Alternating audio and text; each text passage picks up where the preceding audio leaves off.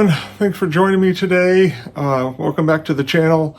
I'm going to be doing an oil change on my 2009 Corolla Turbo, and I'm going to be doing something a little bit different today on it.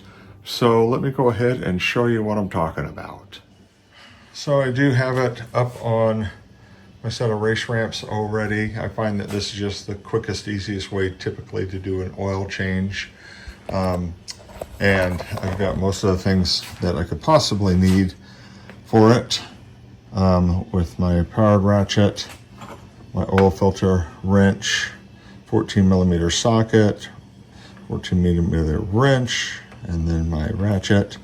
And what I'm going to be doing different today is I've never tried one of these Amsoil filters. I'm going to go ahead and try that. I've got a friend that has an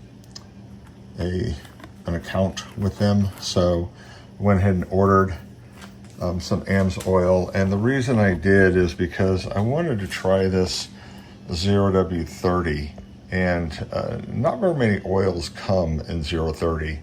So this car normally took a 0w-20, and I had been running a 530 after I turbocharged it, but I was curious about the 0w-30 since it kept the winter weight the same, but added the 30 weight for the summer. And I thought that, you know, this might be the best of both worlds for running year round. So I thought I would give it a try. So I went ahead and bought a gallon of it, and this takes about 4.5 quarts, so I bought one additional quart. Amsoil, for some reason, only does 4 quart or 1 gallon bottles instead of 5 quart like everybody else does. So we're going to go ahead and put this in, and I'm going to run it for the next year or 5,000 miles, and I'm going to see what it does and how I like it, and we'll go from there. Makes it easy to see the drain plug because I have a magnetic one, and it's the red anodized. So,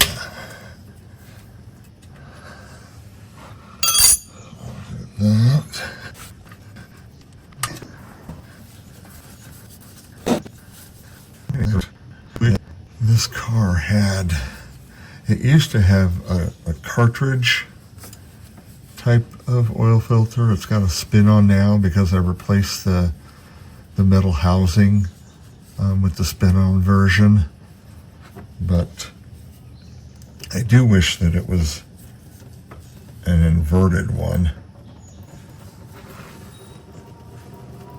just to, that way I could fill the oil filter completely on oil changes.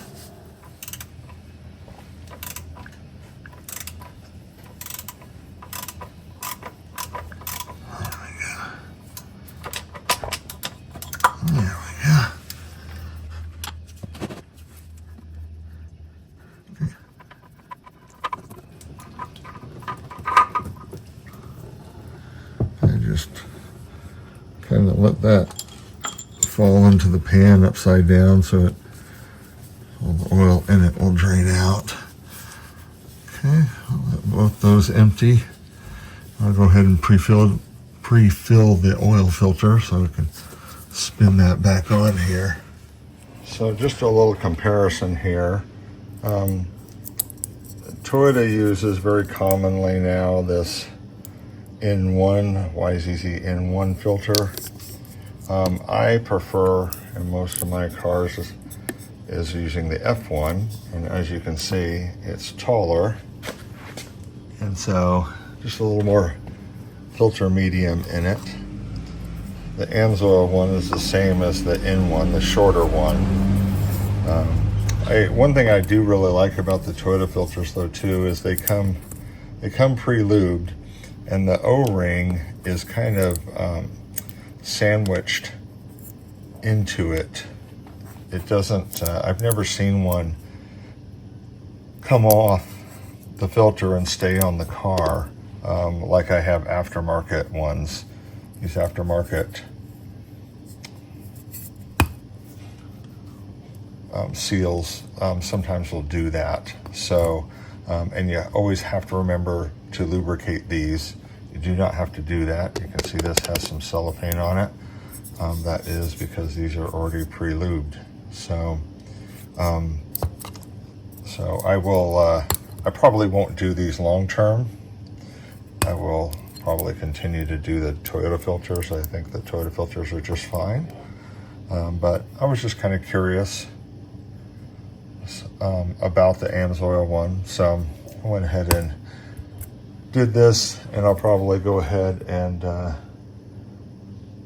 when I change the oil next summer, I'll probably go ahead and send the oil in for analysis, and just kind of curious to see what I see. And so I thought I would give it the full Amsoil treatment. So we will go ahead and pre-fill this sucker right here, lubricate this, and we'll spin this one on. Interesting opening up the Amsoil one. I'm so used to there being a seal on top of that, but not on this one. So that's interesting. When I fill the Toyota filters, I see it soak in to the filter medium as it soaks it up, and I keep refilling it, and this didn't do that at all. This just kind of poured into it, and that was it. So kind of interesting. A little bit more, but it's probably it'll probably pour out pretty quick. Okay, this is interesting. I let this sit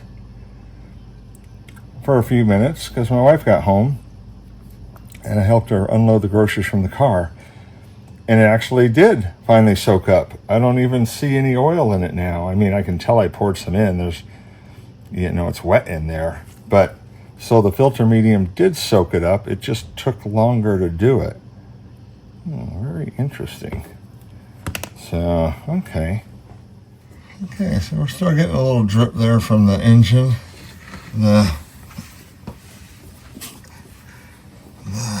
oil filter looks to be done, so give that a quick wipe. Filter here. So now I just kind of get it up and get it on as quick as I can.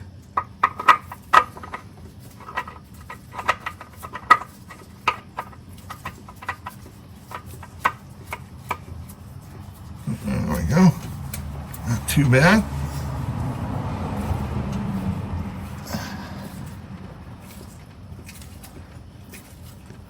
I just put these on as tight as I can by hand. That's what the gasket's for.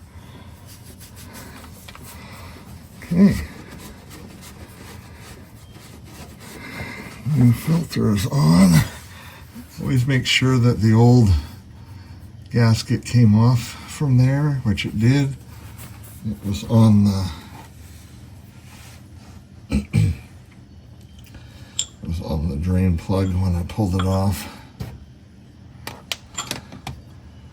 So I got a new one here.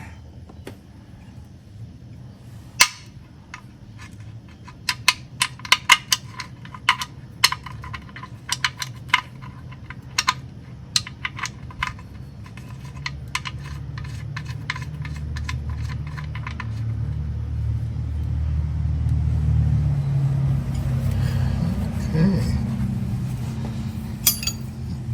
Just a little twist. Firm, but not too tight. There we go, guys. Okay, we're all done under here. Other than once I start it, I'll give it a quick visual to make sure we got no drips or leaks. Well, the one advantage to these gallons, I guess, is that you can just empty the whole thing into it and then top off with the quart, which is a little easier to manipulate.